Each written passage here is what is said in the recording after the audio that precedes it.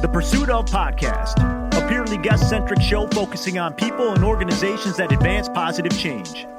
Positivity can be anywhere, and in a time of vast discord, the pursuit of is finding those who champion its causes loudest. Join us as we sit and learn about the pursuits of local leaders in their community. Let's go. Hello, good people, and welcome to the Pursuit of Podcast, where it's truly not us, it's you. I'm Ryan Buck, Artist Development, New Leonard Media. With me is the boss, Mark Wilson, President, New Leonard Media. How are you, sir? Ryan, I'm doing Your great, hat, man. You look so good. I love this hat. It matches That is everything. way enough about us. I'm embarrassed, really. I'm embarrassed for both of us. More importantly, our guest today is Deana Jerdee, Executive Director, Paddle Antrim. How are you? I'm really good. I'm excited to be here. Thanks for having me. We're excited to have you here. And ahead of this, I'm just going to air it. I was stressing out about how to say Antrim. And you assured me that there's really not a big deal. Variance is fine. Variance is fine. It's we all said good. it okay? Good. Perfect. Well, I've started with a question at the top recently that I've really become fond with. And if Mark's okay, I just kind of want to start with this. Envision yourself, you're at a party. We do that now. We were just talking about seeing people again. Okay. So you are at a party and somebody comes up to you and says, what do you do? What's the response? I say, I'm Deana Jerdee. I'm the Executive Director of Paddle Antrim. Our mission is to protect our waterways by connecting people to them through paddle sports. So do you go into the formal? That was good. And that was really well done. Depends on if it's a business engagement, right? That's like... Okay. Because I was really drawn in by that. You said a couple of things that I think are really unique. And so let's say you have a circle of people around you at this party now. You've gotten people interested. What kind of questions do you get? And are they typically good ones? Always good questions. There is no bad question, right? So it's always fun to kind of talk and hear what people's perspective is. We get a lot of Paddle Antrim. Oh, I've heard of that event. And people think of us as an event because we do have a big event that we do in September. So there's a lot of like, oh, you're an event. It's like, well, actually, we're a nonprofit that does a little bit more. And so there's always a little bit of surprise with that we're more than just an event. And so that's kind of how we started. And so we get a lot of that still. Yeah. Does the word nonprofit come up and then do you have to further explain that? Or are people here in Traverse City, they're like, oh, yeah, we've heard of those?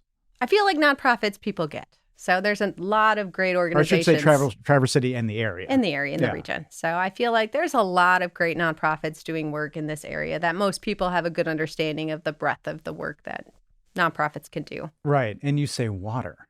That's a big, I don't know. It's a topic of love. It's a topic of passion. It's a topic of fire and fuel and sometimes anger. But is it, and this is something that you're passionate about, do you get strayed off mission a lot because water is fundamental to what you do? Some of these questions just draw you off topic? They stay focused on water. And for the most part, our conversations are happy about water. Like we're engaging. We're talking about stewardship. People talk about the loons or because I say paddling, it's like, oh, where can I go, Ryan? What will I get to see? Yeah. Where can I camp along the way? I get that a lot.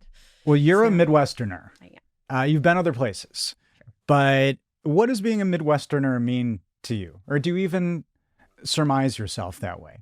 I don't really think of myself, as that. I grew up in Chicago and spent my time, and then I moved out west, and I really enjoyed it. But I guess coming back after living out west for over 13 years, it does feel more like home to be. While I'm in Michigan, I still feel like it's more home living in this area than out there. Were you told you had an accent when you were out west? I talked too fast.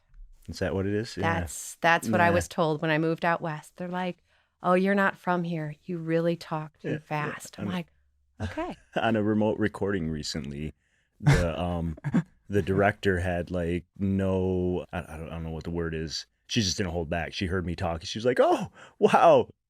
Oh, don't you know? I was like, I sound like that. Wow. Well, at least you weren't accused of being inarticulate or anything. You were just speaking with rapidity, and that's okay. Yeah. Oh my goodness. Would you say that right now for you in Paddle Antrim, is it a very exciting time? Is it a very focused time? What kind of time is it for you right now? It is a really exciting time for us right now. So we've been working on the Chain of Lakes Water Trail since our inception. So And in 2021, we finally opened the water trail. So that was a really big, momentous event. And then this year, we just received funding and almost $1 million in funding to do improvements in Elk Rapids at Rotary Park. So it's a really fun, exciting time and big changes happening in our area. Okay, so you're saying funding and changes. You receive funding, you also give money. So is that something that's really taking place at a certain time of year? Is that an end of year thing, or is that something that it goes on continually throughout the year? Yeah, as a nonprofit, it's not typical, I think, for people to give out money. But Right. when the organization started, the board, it's a great board that we've had from the beginning. And they said, we have a really big mission to protect the waterways and connect people through paddle sports, right? Big over Chain of Lakes area, large area, 4 counties it touches. And so they're like, how can we make sure that we're, kind of doing our part? Because we're a small organization, volunteer board, part-time staff. How can we do that? And so the board came up with, we do this big event in September. And as part of that event, we give back a certain portion of that special events income through grants. And so we've been doing that since our inception in 2015, these grants, these mini grants. And as an organization, I've awarded over $30,000 to local organizations on projects that align with our mission. So the projects that we align with help us achieve our mission in working and collaborating with other partners, which is a lot of fun. Yeah. Wow. Why do you do that? You don't have to. No. You clearly don't have to. Yes. And I not to put a fine point on it, and you can agree or disagree, but nonprofits need every dollar. For sure. There's a misconception that nonprofits don't need money, that don't need to raise money. So it feels good to do. It aligns you with, is it just good vibes? I'm very fascinated. It could be just that. There's definitely, right. It's great to be able to, give out a little bit of what we do. But it was really from the beginning something that was important to the board, and I fully support it, is working with and helping us collaborate with others who are doing work that aligns with the work. We can never do it all, obviously. And so it helps us be able to align with partners. We're not, advocating for anything. We're just like, this project aligns with our work. Awesome. Let's be able to do it. And we've done a variety of different things, whether it's water quality to working on accessibility projects, working on projects with Grass River on them and their stream building table. So a variety of things, working with our emergency responders who help us, right? As paddlers, we're out in the water and we depend on emergency responders to be there if we need them. So just on all facets of what we do. This is good. People need to be aware, and it's great to know all the different facets, partnerships that you need to forge. Now, you received your BS in Biology and Environmental Science from Carroll University. That's in Wisconsin, which is interesting. And you said you came up in Chicago. Isn't Wisconsin kind of an unofficial Michigan rival in a way? At least for Chicago tourism dollars, right? For sure. So I know we rival with Ohio, but I shouldn't we beef with Wisconsin maybe? Just for fun? Maybe I shouldn't say that to you. What do you do on Thanksgiving? On Thanksgiving? Yeah. You don't watch the Lions and the Packers? I'm ashamed, generally. Oh. Miigwech. Yeah. But you've worked in Washington State. You coordinated a nonprofit in the Mojave Desert, and you've been in Traverse City since 2012. What was the dream, the plan, and the reality for you? Yeah. So the dream and getting out of college was I wanted to go outside and play. I just wanted to play outside, right? Pull quote from the episode. For sure, Yeah. right? Environmental degree, do field work, things like that. So that was my goal. And so then I moved out west and did not do that at all. You mean you didn't play? I definitely played. I moved to Flagstaff as soon as I graduated. And so I got there, no job, no nothing. And I went to the bank to open an account because, that's what you do. And the guy behind the counter said, well, I have a PhD in geology and I work at a bank. He's like, good luck getting a job. Like, what a motivator. Awesome, right? Do you remember his name? Do you celebrate him every day? Right? But I ended up not working in my field. I couldn't even get admin in my field. So I worked in a group home, which I loved. And so that lasted about a year. And then I kind of just moved on to other places out west, did a little bit of field work in Colorado. And then when I landed in Washington, I decided I wanted to do policy. Is that where things came alive? Yeah. It kind of, when you read about you, that's kind of where things came alive. And you were senior policy advisor for the Washington State Department of Health. I think relatively early in your career. Yeah. You know, that's a big position. And you were there for a time. How did you achieve that position, and what did it give to you, and what did it take away from you? Yeah. So when I first got to Washington, I was thankful I ended up getting an interview at a field office. I didn't get the job doing water quality. 2 months later, the manager called me back. He said, I have a job doing conservation work and trying to encourage public utilities to do conservation voluntarily, right? Have them save water voluntarily. He's like, do you want the job? I'm like, awesome, right? Is that how it works? Do you want the job? Does that happen? Did you shake hands? He invited me to interview. Like, have a cigar, interviewed. and that was it? So I came in and interviewed, right? He called me and I interviewed. I got the job. And I did that for a little bit and then started doing planning. So in Washington, water resources planning is very different. The water systems do a lot more detailed planning. And so I worked in that aspect. And during that time, though, there was legislation that was passed that required water systems to do conservation. And so there was a stakeholder group that was convened that was going to make this into rules, right? So the legislator said, you're going to make people do this. And so we convened a stakeholder group to do this. Mm-hmm. And because that's what I had been doing, right, for the last, 4 years, not very long, as a young 20-something, they're like, awesome, you should come help with this lobby group, right, of lobbyists. So there are 25 people around the table.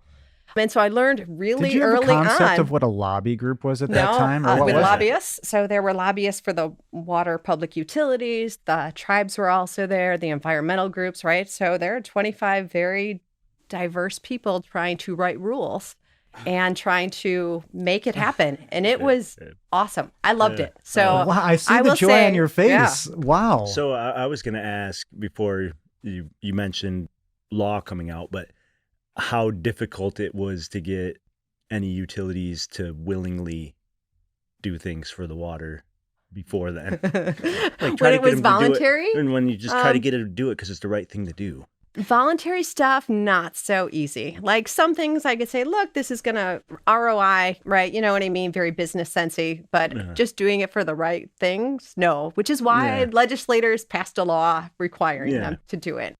So you make me think of the Ludington Pump Storage and Great Lakes Fisheries Trust and everything it takes to get them to understand you're killing all these fish and you're doing this to the water. Like, you need to this is big stuff. And like you said, and to your own credit, you were very young. Did you realize the implications of what you were doing at that time? Or was it so frantic that you were just trying to hold on? I realized that it was to have me in that position, right? I'm a young 20-something female. The people who lobby for utilities, as you can probably guess, older white gentlemen, right, in the room. And so it was really interesting, but I loved being able to just try and fit the pieces together, right? Hear all the voices, get people to agree and come to consensus. So I realized that's what I enjoyed doing. I liked the stakeholder work. I enjoyed listening to people and trying to get people to convene and collaborate. So that's what I learned from that experience. Like it makes me happy. Who created this passionate person sitting here? Was there a person, a movie, a song, a watershed moment? Like, cause I don't know. We talk to a lot of passionate people, but I don't always talk to a lot of passionate people. So who did this? Is it you? I mean, because I feel a lot coming from within, but was there anybody along the way that just kind of really made that, come alive, as we said? I have supportive family behind me, right, that I grew up with and supported me in everything that I did. And so it's just having that confidence, right? And I can do it Well, you mentioned the Chain of Lakes Water Trail. This is the most fascinating part of this.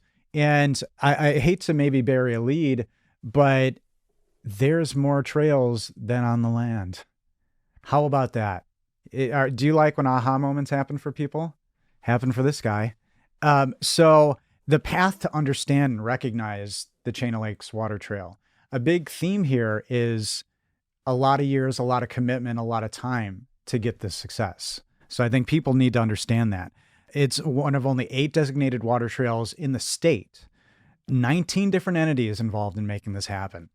Bunch of different nonprofits. So you apparently were trained to do this. Yeah, it fits with what I like, right? It's collaborating, bringing people together and getting them to agree on a common thing, and it's the water trail. And so to have 19 different governmental and nonprofit entities like agree to something was pretty awesome. To have those townships and villages and county be like, yes, we want to do this together. Okay, so if you may throw a little insider baseball out there, and share as much as you want. What's the key to success in this? Again, if you say, well, it's like Andy Dufresne breaking out of prison in Shawshank. It just takes time and energy and erosion. That's cool. But what is the secret to galvanizing this many people? What can you share to people? How do you do it? I feel like people in this area really do care about the waterways, right? So there is that common denominator of everyone that we work with sees the importance of the water, and they also see that the water trail was regional, right? It was bringing people together, and it was a lot of time in meetings, not going to lie, working with, volunteer. That's what we want to hear. Volunteer township boards, right? To understand the concept of what a water trail is, what their role is, what our role is, how it would help the community, right? And so there was a lot of that between myself and the board and, right, just the footleg to make that happen. How do you stay motivated during all this? Because I'm guessing, again, I wish this was a visual medium because the joy on your face is palpable, but there must have been tough times. So how do you let off the steam? How do you stay motivated during a process like this? Well, it's eye on the ball, right? Everybody's eye not on the gonna prize? Everybody's not gonna agree. Wow. But I firmly believe they'll eventually come around. Do you I think thrive it's the right in some thing. of the conflict in a way? Not conflict, in some of the pushback? Is it more fulfilling in a way? No, I'm not. When it's a little tougher, or would you prefer it just be nice and easy? A year, we're done. I would love for everything to be easy. I don't like conflict. I want everybody to be happy. I just wanted to ask a silly question because some people, you may have been like, yeah, I like a little bit of tension, a little bit of pushback. Yeah. I was a punk rocker as a kid, And Yeah. If you're an advocate, sometimes, you want the fight. I found that's a consistent trait. Some people have something about their childhood, about them that makes them a little bit of a rebel, makes them a little bit of like, I thrive in that pressure. I thrive in that space. But you're somebody who can see the end goal. And when you see the end goal, are you seeing the things around it? Are you seeing yourself celebrating? Are you seeing celebrating with your team? Are you seeing giving that interview, saying we did it? Or do you just see something else? I see people utilizing the resource, right? I see people out on the water. I see people going, looking at the sign, picturing where they're going to go, making their plan, and being able to go out and experience what we have to offer up here. And that's what I see. That was amazing. That got me. That was really lovely. I mean, what motivates people to do this and to give their time on something that may not succeed. Can you talk about that a little bit? Because it's possible that we may not have this trail. It is true. There's 12 lakes, a bunch of different counties. How real was it in your mind that this could not succeed and I'm going to have to spend 5 years doing something else? And it wasn't the only thing you were doing. For sure. It was not the only thing. But I'll be honest, I never thought that it wasn't going to work. Oh my God. So it does depend because, right, we are talking these access sites to go from one place to another. You have to have continuity between these different townships. So you're right. Had one of those townships, right, that has a section of like 20 miles of shoreline said no, then we would have had a really large gap and we wouldn't have this continuous water trail that we do. You'd have to bring out that Chicago in you, talk to them old school. What can we do to make this? And not saying that would happen, but it could be that it could fragile. Be, for sure. Right. And it still is, right? Like these are relationships that we have to continue still to. Is. What can you elaborate on that? Not that we depend on these relationships to continue in that aspect. I don't think any of them are tenuous. I think we have. But it really does take that continued effort and commitment from those local governments whose boards change every year or every few years, right? Mm-hmm. To stay present, to let them know, like, this is really important to the region and we need to continue to do this and have these relationships. And we depend on you to make this regional asset a reality. And I think it does just take a special kind of person that has that belief that, like, it is going to work. Like, you can't. Can you instill that into others? I mean, you do it, Mark. Oh, I do. I try. I mean, well, as a leader and as somebody who is in the community, and people talk about you, people like you, but how do you imbue that in your team? It's not just you, and you are in any interview, you're the last person you thank. I guess you wouldn't, but I'll thank you. Thank you. But how do you instill that kind of belief in your team, in your teams, in your partners? Because you have to get even probably people who aren't on board.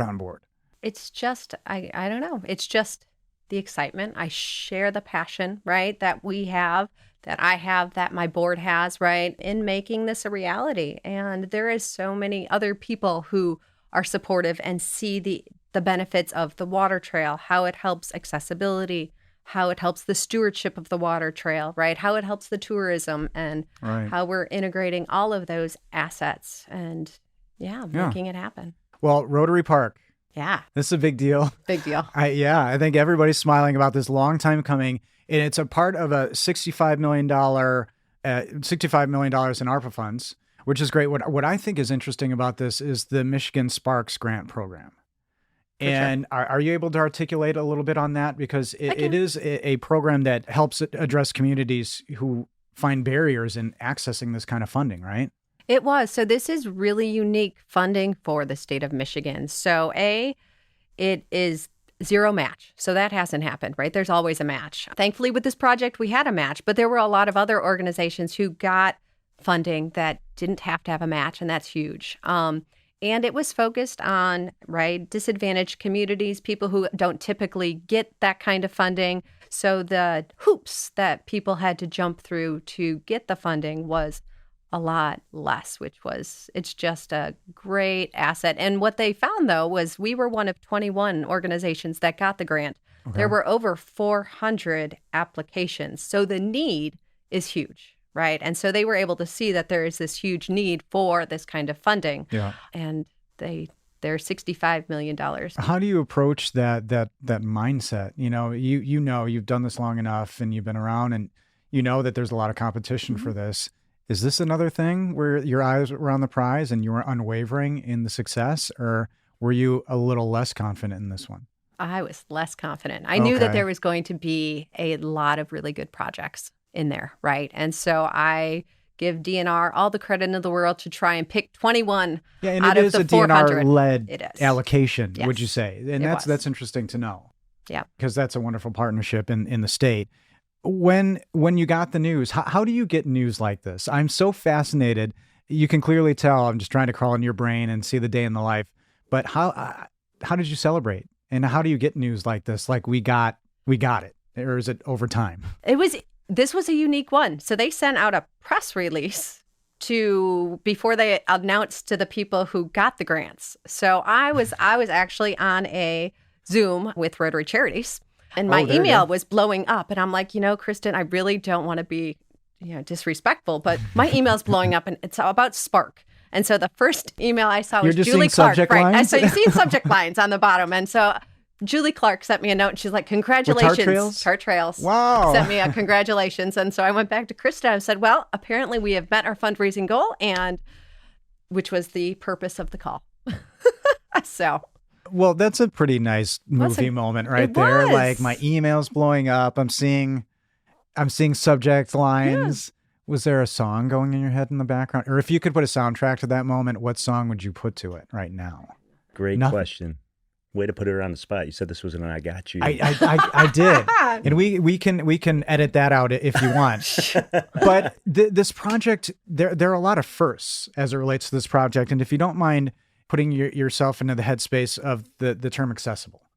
Accessible, what does it mean to you in general? Because I don't think there's just one word or one way to describe it. So accessibility and some of the firsts. Can you talk to that in this project? Yeah. So accessibility to me is really so everyone can use it, right? So it's not for just people in wheelchairs, right? It's everyone. It's the people with small kids, the elderly, people with other kind of disabilities, right? Anybody can go to this access site and feel comfortable and welcome, and it to be as easily as we could make it possible. So that was kind of what we were thinking. How can we at least make this as easily used by everyone. Right. And so for first, though, I am really excited about the first. And so one of the first is the first non-motorized permanent wash stations, which is a lot of words. You did very well. In the state of Michigan. So protecting our waterways from invasive species, super important to us and to a lot of people. And so there are motorized wash stations, but that have certain rules, but there aren't any non-motorized wash stations. And so this is the first non-motorized wash station in Michigan, so people can clean, drain, and dry their boats, their kayaks, canoes, or paddleboards before and after they enter our waterways. That's incredible. Yeah. And, well, invasive species, those are one of those little things that contribute. And your website is fantastic. And I'm always really fascinated about, you can get information on this project, and you have a lot of resources. How do you decide what kind of resources to give to people? Because you're very kind. The Paddle Antrim website is great, and it's got a lot to share. And you need that to educate, but how do you decide how much to give to people? You're very altruistic with the information you give.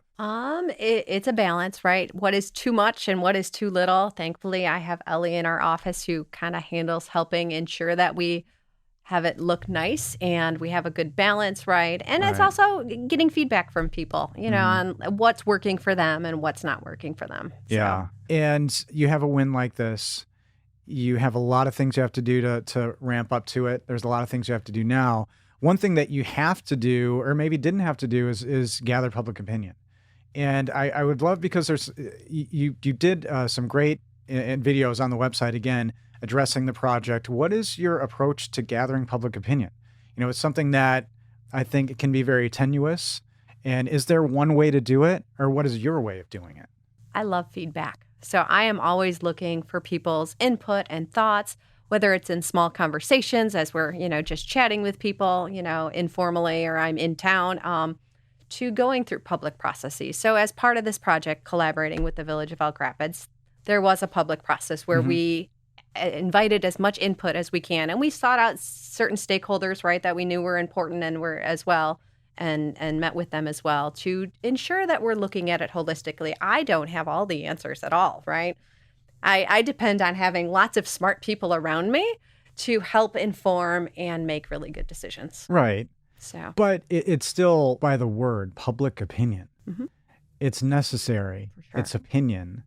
And lately with 24/7 media, with social media, and that's something that you have to do. So, like, how did you engage social media with this? How did you engage young people? Was that an important part of it? Do you see the youth as influencers either through their parents? For sure. And ensuring we're talking to, people with kids. I have young kids, right? So, and so does Ellie, who works for me. And so engaging with that community and ensuring that we are making sure it's accessible for everybody and getting all of that feedback through personal, right? There was social media, right? There were public meetings. There were people who would just come and call us or email. And so we invited as much input as we can in all different avenues. Right. So how do you prioritize input and feedback on something like this?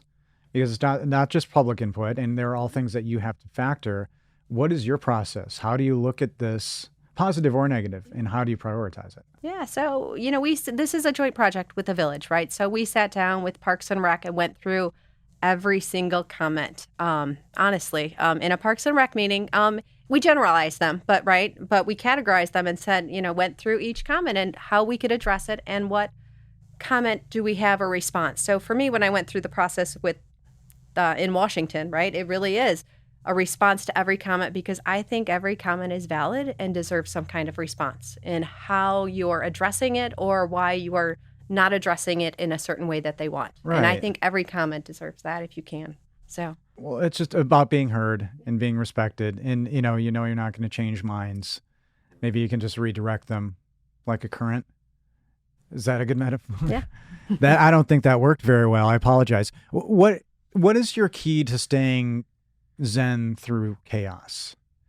Because I'm sensing a good sense of calm in you and a sense of adventure, but from a business perspective, you have a lot to balance. You're in a small community. You can't hide.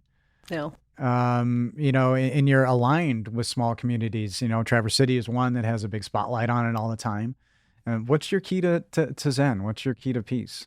Making sure that I balance. For me, it's balance between work and being out and finding time to be by myself or with my kids and doing other things. So for me, it's just ensuring there's balance so I can set that down and kind of do my own thing and come back to it. Right.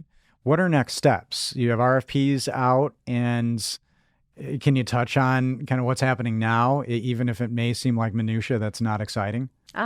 So the village and I have been meeting. I have a meeting after this to go talk about what the next steps are. It's getting an engineer on board officially, and then everything will go out to bid, right? And so timing is hopefully to have stuff in the ground by 2024. That's our goal, so we'll see. That's exciting. It is exciting. A lot of partners involved. For sure. What are traits you look for in an optimal partner from a business standpoint as executive director? To you, what are maybe a must-have when you're looking at partners? When we're looking at partners, we're ensuring that they align with our mission, right? That we are focusing on things that we can both agree to. So we may not agree on everything all the time, and nobody ever does, right? But when we work on projects, when we're working with our partners or collaborators, right, we're aligning on certain things that we can all agree to. Right. Is there anything just unique, even if it's something that is special to you, like this needs to be here? Orange has to be in their logo. You know what? We have a diverse number of partners. And so whether it's from watershed or safety, and I just look for the good. You'll consider even non-traditional partners that just have a fit. Right, that have a good fit. I'm curious about, somebody who gets a chance, somebody young who has a startup, somebody who just wants to be in this, and the fact that you're open, to maybe even a non-traditional partner who wants to help. Right. Somebody who just wants to be a part, and volunteers. I was going to say, or maybe in volunteer. That looks like it's leaning more into a volunteer role. Yeah. Awesome. And even with initiatives like the Elk Rapids Rotary Park Initiative, volunteers, I'm sure we're a part of it. What are the best traits of a volunteer for you? Also people who are passionate about our work. And they are. The people that we have who volunteer are passionate about our work or our waterways and really care. And so they're flexible. We have the kindest, most amazing volunteers in the world. That's amazing. You are a level 2 coastal kayaking instructor, and you're certified by the American Canoe Association, which, and being on the water, and we've skirted around a couple of things, being on the water is key. There are missions, the stand-up paddle that was raised money, the Stand Up for Charity, Joe Short was a part of, was an awesome video. Everybody should watch that video. It's so compelling. How many people are typically safe and prepared on our waterways? It's a great question. Probably less than to be expected. And it depends on what you consider a level of safe. So for us, we require everyone to wear a life jacket. For me, that is like a no-brainer. There's no reason not to have a life jacket on. And so we're a little strict on that, not going to lie. And I'm not trying to get too heavy because you have to get into rule mode sometimes. I do. But I think about that, and it's, don't kayak alone, or it's not advised. How many people, if you look, are really prepared? For sure, right? Or understand the risk. This is why we do intro classes, because I feel like everybody should have that basic level of like, aha, these are what I should know. This is what happened if I'm in my kayak and it flips over. This is what happens, right? Just those basic things. And every time I do a class, I love it because there's always that aha moment with someone. I'm like, oh. Interesting. Yeah, love it. I love teaching classes. And the classes. clothing to wear. For sure. Even though it's June, the water temperature. Because I don't go in the water here until August, at least. I've been here long enough to, I guess that's a local trait now that, My wife and her friends, they've been going out all winter long. Wow. I mean, I've done the polar plunge, but I won't. Cold dip now. That's and awesome. I'm like, ooh. And speaking of dips, and we talked about this off I'm with mic. Ryan, August. Well, and you're adventurous. Yeah. And I'm not surprised by that. I'm not surprised that your wife does that. I wouldn't be surprised if you did that. But I've done a plunge before. But not like for the health benefits and the like. Oh no, to raise money. Daily, Yes, absolutely. But that's a part of it. And, events are a part of things. The Paddle Antrim Festival is something that you said we're known for as an event. And that's, that's not all you're known for, but it is a cool thing. And it generates a lot of excitement. So what's happening with it? Because I know previously, you were focused on getting more local participation. I know at one point about 75% of participants were not local, which can be seen as really cool, because think of all the competition for things to do in town from former, Chicagoans like us, for example. So what's happening with the event? So we are gearing up for our 8th year. So last year we had our largest number. We had over 200 people come out and join us. So Awesome. To watch 200 people launch off a beach is just an awesome sight. I love seeing it every time. It still makes me excited. And so we are looking forward to another great year. We had our first paddle boarders go the entire 42 miles this past year. So why is that a unique, or why is that a new development to it? Just curious for people who may not be aware. So paddleboarding's harder. You just work so much harder. And so most of our paddleboarders go like 7 miles. They do the first little bit and they're good. They enjoy the event. 7 miles even. Oh my God. Right. So 42 over 2 days. It was amazing in a headwind on Torch. Well, okay. You just kind of nonchalantly brushed that event off. Because what do you have to do to make that happen? What's your life like around and during that event? It is a pretty intense time, but it is an exciting time, right? To have 200 people join us for 2 days. There's festivities Thursday night. People paddle all day on Friday. There's another festivity Friday night for them. They paddle again on Saturday, and then Shorts throws a huge event for us Saturday night. So it is just an intense time of being on the water for others, me watching people on the water, making sure they're safe. And just being on and enjoying. So it's a little stressful because when people are on the water, I'll be honest, I'm a little stressed. True. But there's something about the sound of water.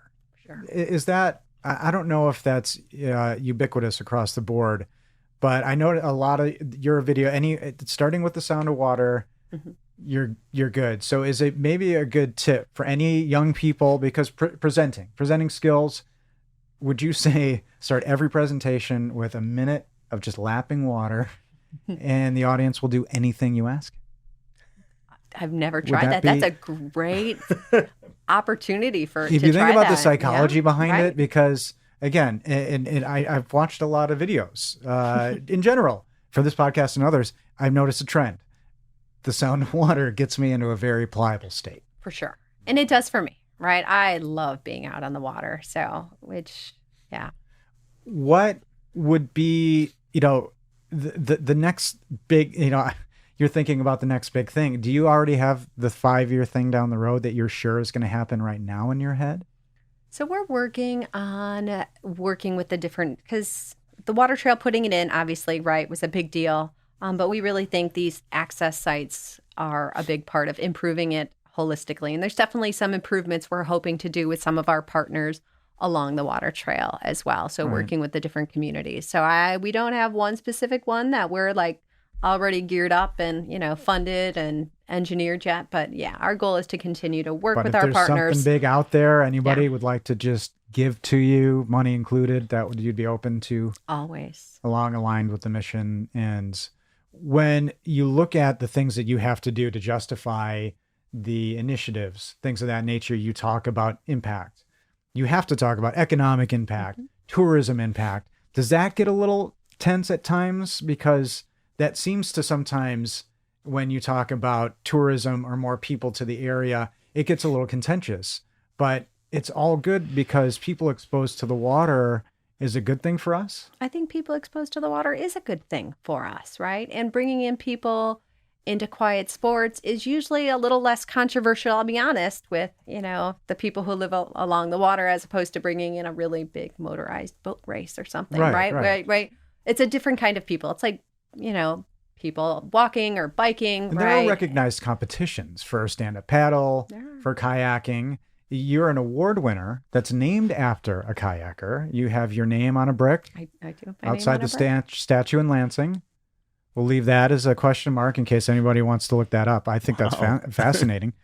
You've been quoted by saying, "We believe when people are engaged on the water, they will work to protect our water quality as well as our nature, plants, and animals." Do you remember saying that? Did that come naturally? I mean, it sums up a lot of, I believe, what you're trying to do and who Paddle Antrim is. I think that's pretty profound. Why do you say that? It's that connection, right? When people, I really truly believe this, when people are connected, right? When they're out in nature, when you see the big tree, right? When you're, if you're hiking out, or you see the mountains when you're out west, right? It's that connection to nature that you're like, oh my God, this is amazing and we should protect this. Right. How do you not want to protect something when you're out inside and just appreciating it?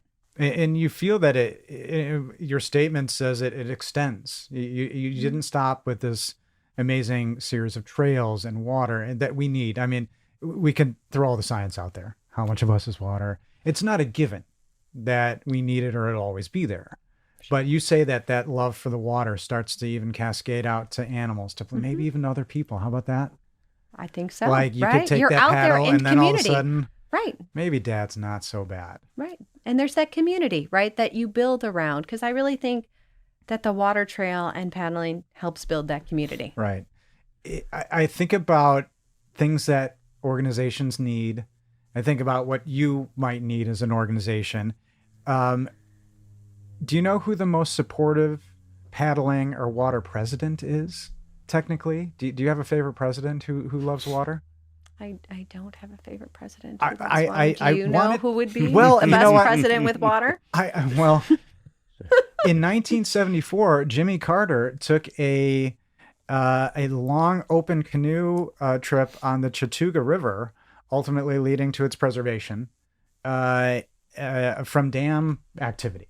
Okay. Not like dam activity, but literal dam activity. And that's it. I think we don't have any presidents or any politicians, statespeople who are out there stand-up paddling or kayaking. I'm just curious as to whether that comes up in the office ever. Like the celebrity spokesperson, who would be your optimal celebrity spokesperson? Something like that.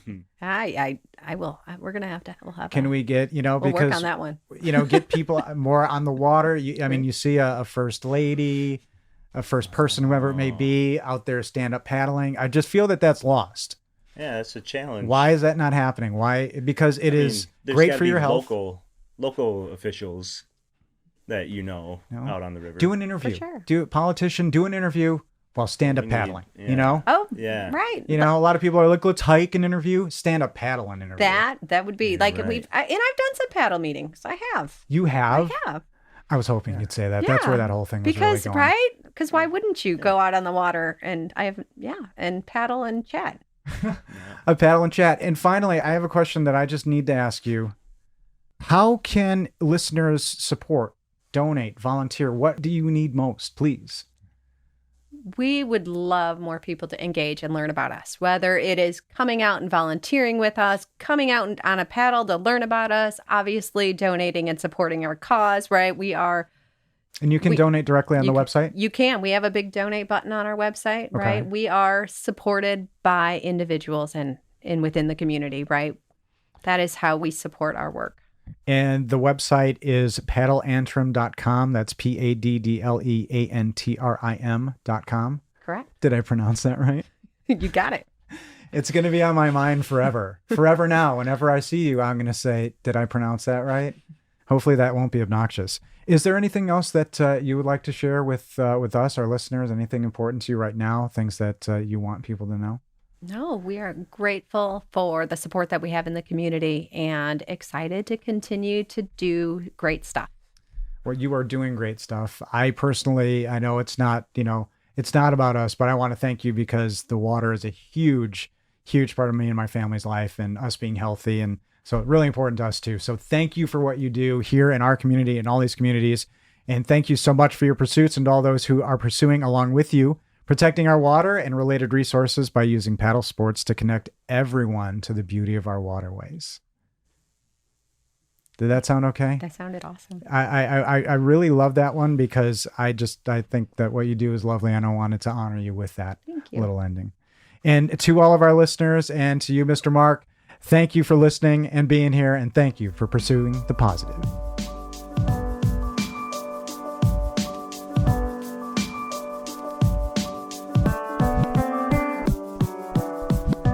Ladies and gentlemen, thank you for joining us again on another episode of The Pursuit of Podcast, The Pursuit of Paddle Antrim.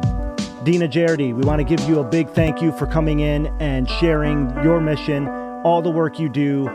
Paddle Antrim, improvements to the Elk Rapids and Rotary Park, now fully funded. For more information and to get involved, go to paddleantrim.com.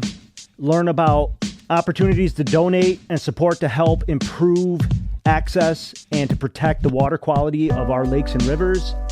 Learn about events, classes, and other ways you can get involved with Paddle Antrim. paddleantrim.com. And as always, for all things audio, video, podcast related, talk to us at newleonard.com. See you next time.